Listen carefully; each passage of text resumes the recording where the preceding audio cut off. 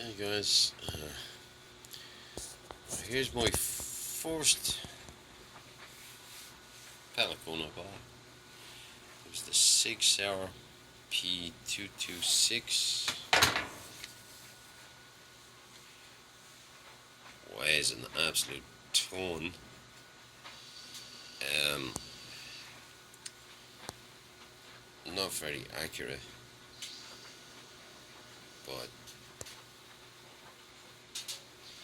nice replica.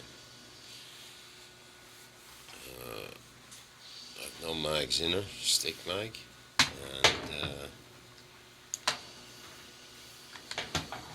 she was loaded.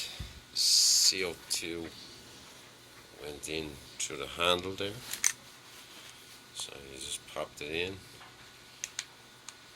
push in. 16 round magazine, stick magazine, working safety. Didn't lock back on the last shot or anything like that. Not field strippable. But that was the first one.